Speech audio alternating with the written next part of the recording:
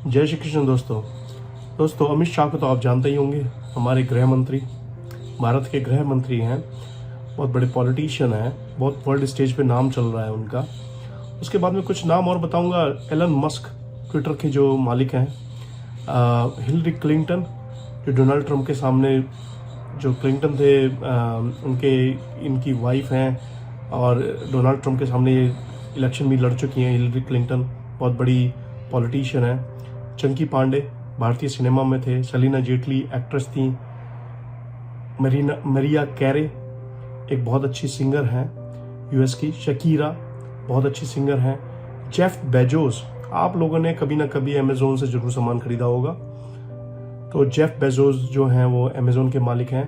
World richest person की list में top 5 में वो आते हैं। और डोनाल्ड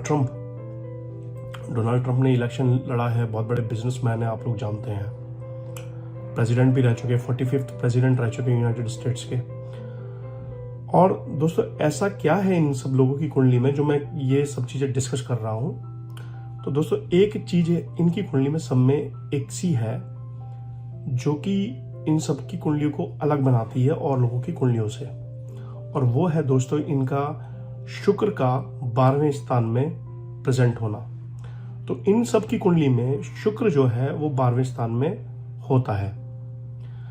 अब 12वां स्थान जो शुक्र का होता है, अगर आप देखेंगे काल पुरुष की कुंडली में 12वां स्थान शुक्र का पड़ता है मीन राशि। और मीन राशि में शुक्र जो होते हैं वो उच्च के होते हैं। तो ये 12वां स्थान जो होता है शुक्र का, वो सबसे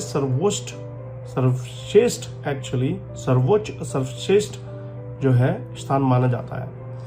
शुक्र ऐसा ग्रह है दोस्तों जिनको शुक्राचार्य जो थे वो दानवों के गुरु थे। और शुक्र ऐसा ग्रह है जिसको कहा जाता है कि वो अंत तक अकेला भी अगर कुंडली में अच्छा हो तो पूरी कुंडली को में अच्छा प्रभाव बना देता है। जातक जो है अगर एक शुक्र अच्छा बैठा हो तो वो सारी की सारी चीजें जातक को दे देता है। लाइफ टाइम में सारे के सारे लग्जरियस, पैसा, फैमिली, सब कुछ प्रदान कर देता है। तो जैसा मैंने कहा दोस्तों, शुक्र अकेला इतना सक्षम ग्रह है कि अगर कुंडली में आपकी में अच्छा बैठा हो तो सारे के सारे ज्यादातर जितने भी नेगेटिव इफेक्ट होंगे उनको सबको मिनिमाइज करके वो अच्छा फल देने में सक्षम होता है। अब दोस्तों इन नामों के अलावा एक नाम और भी है, गौतम अडानी।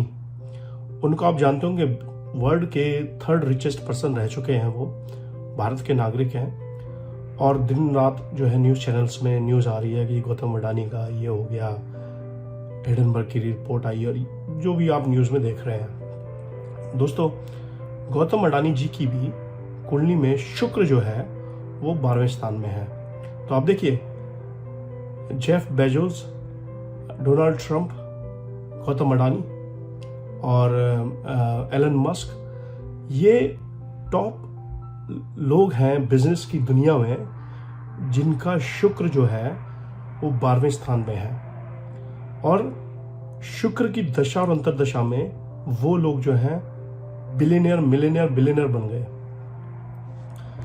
तो बात करते हैं आज गौतम अडानी की। अगर सब कुछ बढ़िया है, शुक्र भी अच्छा है, तो गौतम अडानी जी का अब तक का जो सफर है वो तो बहुत अच्छा रंगीन चलता रहा जनवरी के आजू बाजू तक। अब अचानक ऐसा क्या हुआ है कि जो एकदम दिक्कतें पैदा हो गई हैं। देखिए, आप रोजाना सुन रहे होंगे न्यूज़ में कि हिडनबर्ग की रिसर्च की रिपोर्ट आई है, शेयर मार्केट हिल गई है, शेयर्स उनके गिर रहे हैं और एफपीओ जो है उनको वापस लेना पड़ा। उसके बाद में जो है मूडी एक और संस्था है, उसने भी अपनी रेटिंग में उनकी कंपनियों की रेटिंग गिरा दी है। सिटी बैंक और क्रेडिट स्विस ने, जो स्विट्जरलैंड की कंपनी है, उन्होंने उनको जो है लोन देने से मना कर दिया है। तो ये सारे के सारे जो चीज़ें हैं हो रही हैं। तो कहने का मतलब ये है कि सब कुछ चंगा नहीं है। अब जो है, जो ग्राफ ऊपर जा रहा था, जो एक साल में 157, 2-3 सालों में 157 नंबर से 30वें नंबर पे पहुंच गए थे, अब वो ग्राफ जो है नीचे जा रहा है। आप देखेंगे कि 24 जनवरी को जो रिपोर्ट आई, 27-28 तक तो वो 3रे स्थान से 7वें स्थान पे पहुंच गए थे। और विद इन अ वीक में वो 15वें स्थान पे पहुंच गए थे, अब और भी नीचे गिरते जा रहे हैं और जो है शेयर में लॉसेस होते जा रहे हैं। तो दोस्तों कुछ तो है जो कुछ बदल गया अभी रिसेंटली, ठीक है, ये तो मैं भी कह सकता हूँ और आप भी कह सकते हैं, लेकिन पता ये करना है कि बदला क्या है और ऐसा अब क्यों हो रहा है, क्या ये रुकेगा सिलसिला या ये चलता रहेगा, कितने लंबे टाइम तक के लिए चलेगा। तो ये चीज जो है देखने वाली है। तो दोस्तों आप इस मेरी स्क्रीन पे देख रहे हैं अडानी जी की कुंडली। तो इस कुंडली को थोड़ा सा एनालाइज करते हैं। इससे अगर आप ये समझ जाएंगे कि ये कुंडली कैसे देखी जाएगी और आपको अपने आप समझ में आ जाएगा कि ऐसा हो क्यों रहा है और ये कब सिलसिला ये खत्म होगा अगर खत्म होगा भी तो दोस्तों अडानी जी की कुंडली जो है ये सिंह लगन की कुंडली है। इसमें देखेंगे जो लग्नेश है वो है सूर्य देवता, और सूर्य ग्रह जो है, सो लग्नेश जो है वो बड़ा इंपॉर्टेंट हो जाता है कुंडली के अंदर, क्योंकि लग्नेश जो है, अगर लग्नेश मजबूत होता है कुंडली के अंदर तो बहुत सारी चीजें तो नेगेटिविटी कुंडली की वो अपने आप ही खत्म कर देता है। तो लग्नेश जो है वो बैठा हुआ है 11वें स्थान पे। अब दोस्तों कुंडली में अगर आपको थोड़ा बहुत भी पता है तो आपको पता है 11वां स्थान जो होता है वो होता है सुखों का, फायदे का, ड्रीम्स कंप्लीट होने का, प्रॉफिट का, फाइनेंस का, ये सारी चीजें देखी जाती हैं। 11वां स्थान ऐसा होता है जिसमें सारे ही ग्रह अच्छा फल देते हैं। तो यहाँ पे बैठ के सूर्य जो है वो बहुत मजबूत है। अब लग्नेश मजबूत हो गया कुंडली में तो बहुत कुछ तो बेटर पहले से ही हो गया। अब उसके बाद में इनका दूसरा घर देखते हैं। दूसरा घर पड़ता है इनका जो है वो है कन्या राशि। अब कन्या राशि जो है उसके जो लॉर्ड हैं, कन्या राशि के लॉर्ड होते हैं बुध। बुध देखें तो इस कुंडली में 10वें नंबर पे बैठे हुए हैं और बैठे किसकी राशि में? वृषभ राशि में। वृषभ राशि जो है वृषभ राशि जो है वो बुध की मित्र राशि है। वृषभ राशि होती है शुक्र की राशि, और शुक्र की राशि में जो बुध होते हैं वो अच्छा फल देते हैं। तो यहाँ पे बुध भी बहुत मजबूत है। एक और चीज मैं कहना चाह रहा हूं बुध के बारे में कि बुध जब 10वें स्थान में बैठते हैं तो वो जातक को फोर्सफुली बिजनेस ही कराते हैं। ये जो भी बड़े बिजनेसमैन देखेंगे आप उनमें हमेशा बुध ही कारक रहा है इस बिजनेस कराने का। तो बुध जो है यहाँ पे बहुत मजबूत है और उनको फोर्स कर रहे हैं कि भाई ये इनको बिजनेस लाइन में ही जाना है, ठीक है। जो कि उनकी जन्म उससे भी पता चलता है कि वो हमेशा से बिजनेस में ही रहे हैं गौतम अडानी जी। उसके बाद में जो तीसरा स्थान है वो है शुक्र का। शुक्र के बारे में, शुक्र जो है इनके 12वें स्थान में बैठे हैं। इनके शुक्र के बारे में मैं अभी 5-7 मिनट बाद में चर्चा करूंगा। उनका चौथा घर जो है वो मंगल है। मंगल जो है चौथा घर जो होता है वो होता है आपकी माता का, सुख का, घर का, प्रॉपर्टीज का। अब इसके जो मंगल जो है, मंगल बैठे हुए 9वें स्थान में, वो भी अपनी राशि के मेष राशि में। तो मंगल भी बहुत मजबूत है, अपनी ही राशि में बैठे हुए हैं। इसका मतलब मंगल वहां मजबूत हो गया तो चौथे घर का जो फल हो गया वो भी मजबूत हो गया, ठीक है। तो इस वजह से देखेंगे चौथा घर भी मजबूत है। फिर जाते हैं 5वें घर में। 5वां घर है इनका जो पड़ता है धनु राशि। अब धनु राशि के जो धनु राशि होती है गुरु की। अब गुरु देखें तो गुरु बैठे हैं इनके 7वें घर में। सप्तम जो 7वां घर है, 7वां घर होता है वो बैठे हैं शनि की राशि में। शनि और गुरु का जो संबंध है वो सम का होता है, वो एक दूसरे के शत्रु नहीं होते हैं। सम का जो है उनका जो है रिलेशन होता है। तो गुरु जो अगर शनि की राशि में बैठे होते हैं वो ठीक ठाक फल देते हैं। अपनी नेचर के हिसाब से गुरु जो है वो अच्छे ग्रह हैं और अच्छा ही फल देते हैं। तो शनि की राशि में बैठे हुए गुरु जो है यहाँ पे अच्छा फल देंगे। उसके बाद में आते हैं छठे स्थान पे। छठा स्थान है जहां पे शनि जो है केतु के साथ में अपनी ही राशि में बैठे हुए हैं। तो ये जो स्थान है छठा, आठवां और 12वां, इनको कहा जाता है त्रिक स्थान, जो कि अच्छे नहीं माने जाते जन्म कुंडली के अंदर। लेकिन यहां पे एक फर्क है, शनि जो है केतु के साथ में बैठ के यहां पे विपरीत राजयोग बना रहे हैं, जिसको एक राजयोग होता है हर्ष राजयोग, जो बनता है जब छठे का मालिक छठे में बैठा हो, आठवें का मालिक आठवें में बैठा हो, या 12वें का मालिक 12वें स्थान में ही बैठा हो। तो यहाँ जो हर्ष योग बनेगा वो इस हाउस की सारी नेगेटिविटी खत्म कर देगा। तो नेगेटिविटी क्या होती है इस हाउस में? एक तो होती है रोग, शत्रु, कर्जा। तो ये जो चीजें हैं वो देखी जाती है छठे घर से। तो तीनों का ही नाश कर देगा शनि अपनी दशा में, अंतर्दशा में। तो शनि भी यहाँ पे बेहतरीन फल देगा। उसके बाद में बात करते हैं सप्तम घर की। तो 7वें घर में गुरु बैठे हुए हैं, और बैठे हुए भी किसके साथ में है? चंद्र के साथ में। तो गुरु चंद्र का योग बन रहा है सप्तम घर में, ठीक है। जो इनका पैसा वैसा जो आना स्टार्ट हुआ है बहुत ज्यादा, जो एकदम उछाल मारा शादी के बाद में ज्यादा आना स्टार्ट हुआ है, और कॉन्ट्रैक्ट्स वगैरह ये जो है जो एक्सपेंशन हुआ है बिजनेस का, वो शादी के बाद में ज्यादा हुआ है। इसके बाद में गुरु यहां से बैठ के, गुरु की दृष्टि होती है 5वीं, 7वीं और 9वीं। तो यहां से 5वीं दृष्टि से गुरु देखते हैं लाभ स्थान को। लाभ स्थान को दृष्टि करने का मतलब, गुरु की कहा जाता है कि गुरु की दृष्टि में ही अमृत है। तो 5वीं दृष्टि से लाभ कराएंगे जब अपनी दशा और अंतर्दशा में आएंगे। 7वीं दृष्टि से वो लगन को देखेंगे। लगन है आपकी पर्सनैलिटी का, तो इनकी पर्सनैलिटी भी बड़ी इंप्रेसिव रहेगी। इंटेलिजेंट है, कभी भी किसी भी उसमें बिजनेस मीटिंग में जाएंगे या किसी से मिलने जाएंगे तो अपना एक प्रभाव छोड़ेंगे हमेशा। और 9वीं दृष्टि से गुरु देखते हैं इनके 3रे स्थान को, जो कि पड़ती है तुला राशि। अब तुला राशि को गुरु यहां से देखते हैं तो 3रा स्थान होता है वाणी का, आपकी हार्ड वर्किंग का, छोटे भाई बहनों का। तो इनके रिलेशन भी छोटे भाई बहनों से अच्छे रहेंगे, बहुत अच्छे रहेंगे। दूसरी बात यह है कि वाणी बड़ी मधुर रहेगी, और क्या कहते हैं हार्ड वर्किंग है ही है, हार्ड वर्किंग भी होंगे। तो उस वे में सप्तम स्थान का भी जो वो फल है वो अच्छा मिलेगा। अब उसके बाद में अष्टम स्थान पड़ता है इनका मीन राशि।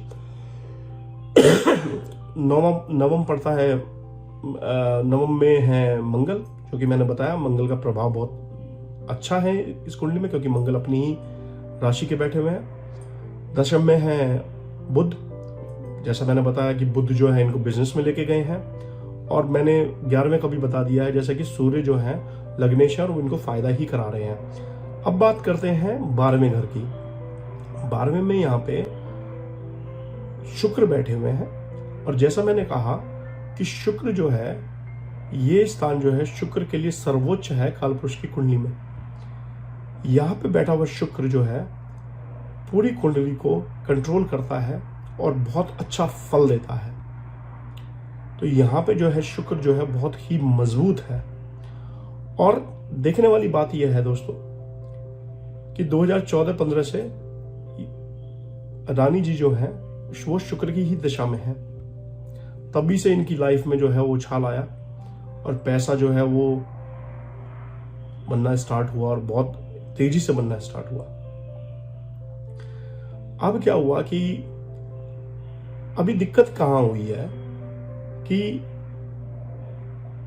शुक्र की दशा में तो ये 2014-15 से है तो अब, और वो दशा जो है चलती आ रही थी, और अभी वो शुक्र की दशा में ही है।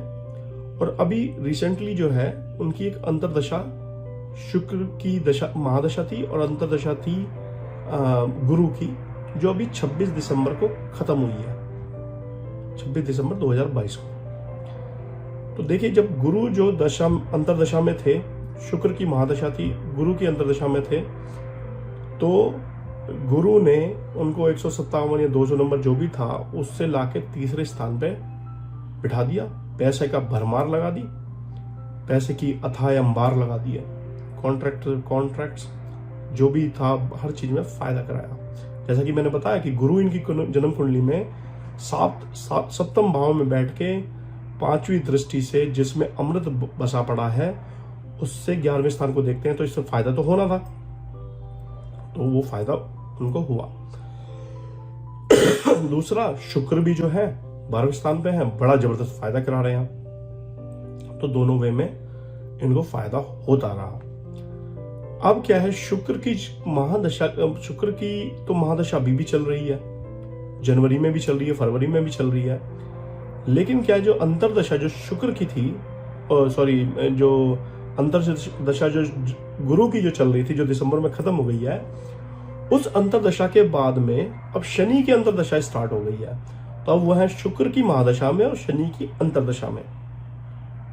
ठीक है, तो अगर आप ये समझ गए कि अब इफेक्ट जो है, अब कहते हैं जैसे जन्म कुंडली में कि जो आपकी महादशा जिसकी ग्रह की होती है उसका तो आपकी लाइफ में पड़ता है 50% इफेक्ट, और 25% पड़ता है, 25 to 30% पड़ता है जो ग्रह आपकी अंतरदशा में चल रहा है, और उसके बाद में जो 10 से 15% जो बचते हैं या 15 से 20% बचते हैं उसमें इफेक्ट पड़ते हैं और सारे ग्रहों के। तो उस वे में देखा जाए तो अब क्या है, पहले इफेक्ट पड़ रहा था 50% शुक्र का और 25 से 30% पड़ रहा था गुरु का और बाकी और ग्रहों का। अब क्या है, 17 जनवरी के बाद में 26 दिसंबर के बाद में गुरु का इफेक्ट तो हो गया उस 15 से 20% वाली कैटेगरी में जहां और भी ग्रह आ रहे हैं, तो शुक्र अभी भी 50% पे है, लेकिन अब शनि का 25 से 30% जो है वो इन्वॉल्वमेंट हो गया है। अब शनि एक ये तो हो गया जन्म कुंडली के हिसाब से। अब इनकी गोचर कुंडली देखते हैं कि शनि के आने से इनको दिक्कत क्यों हो गई है, तो आप स्क्रीन पे देखेंगे इनकी गोचर कुंडली है। जो गोचर कुंडली बनती है वो बनती है इनके कुंभ राशि की, और जो शनि जो है वो 17 जनवरी को मकर राशि से वो कुंभ राशि में आ गया।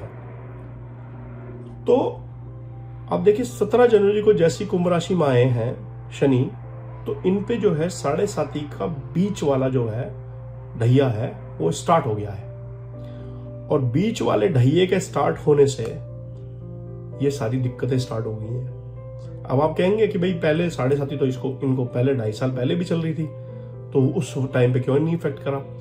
तो जैसे मैंने कहा कि ग्रह वो इफेक्ट करता है ज्यादा जो आपकी दशा अंतरदशा प्रत्यांतर दशा में चल रहा हो। अगर दशा अंतरदशा प्रत्यांतर दशा में ग्रह नहीं चल रहा है, उस ग्रह की दशा अंतरदशा प्रत्यांतर दशा नहीं है, तो उसका जो इफेक्ट होगा वो बहुत मिनिमम होगा।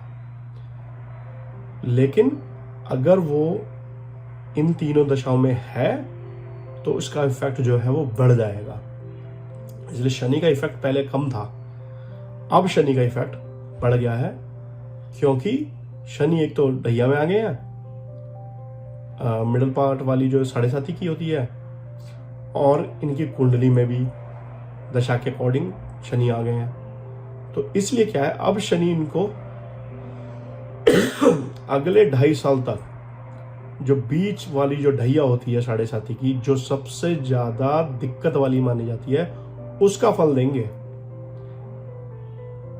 और देख लीजिए ये कितना भी, अभी मैंने सुना है वो कोर्ट में भी जा रहे हैं, ये कितना भी कोर्ट में चले जाएं, ये कितना भी कुछ कर लें, अब दिक्कतें जो हैं कंटिन्यूअसली रहेंगी, लंबे टाइम तक रहेंगी, क्योंकि शनि की जो दशा है वो है इनके ऊपर 2026 तक, और शनि की अंतरदशा जो है वो 2026 तक है, और कुंभ राशि से शनि जो निकलेंगे वो 2025 मार्च में निकलेंगे। तो 2-2.5 साल तो दिक्कत वाले हैं इनके साथ में। अब इसमें एक और भी चीज़ है सोचने वाली जो वो देखी जाएगी, वो ये है कि उसके बाद में कैसा रहेगा। तो देखिए जब जो शनि जो है अपनी 2026 तक तो इनकी उसमें शनि की अंतर्दशा रहेगी। जैसी शनि 2025 मार्च में कुंभ से निकल के मीन राशि में पहुंचेंगे तो जो ये दिक्कत वाला टाइम है वो कम हो जाएगा, लेकिन 7.5 का इफेक्ट जो है इनको 2026 तक 25 से 30% मिलता रहेगा। और ये देखिए दोस्तों, लोग कहते हैं कि भाई 7.5 का इफेक्ट नहीं होता। आप देख लीजिए, ऐसा इंसान जो मिलियनर बिलियनर है, जो गवर्नमेंट को भी अपनी जेब में रखते हैं, ऐसे इंसान को अगर 7.5 लगी और इफेक्ट स्टार्ट हुआ तो ऐसे इंसान के भी पसीने छूट गए। ये है इफेक्ट 7.5 का। तो ये दिक्कतें तो थोड़ी इनको चलने वाली हैं और थोड़ा सा चलती ही रहेंगी 2025 तक। 2026 में जाके थोड़ा इनको शांति मिलेगी। तो दोस्तों, ये तो रहा अडानी जी का जो लेखा जोखा है, इनकी कुंडली का जो विवरण था। आप मुझे बताइएगा कि आपको ये वीडियो कैसा लगा और शेयर कीजिएगा अपने कमेंट्स। और अगर आप भी ऐसा कुछ जो है अपनी कुंडली का विश्लेषण चाहते हैं तो प्लीज़ जो है अपनी डिटेल्स जो है, बर्थ डिटेल्स, जैसा कि आपका बर्थ टाइम, बर्थ डेट, जन्म स्थान और अपना प्रश्न जो है अपने पूरे नाम के साथ में कमेंट बॉक्स में डालिए। अपना प्रश्न पूछिए और उसका जो है आपको उत्तर मिलेगा। जय श्री कृष्ण दोस्तों।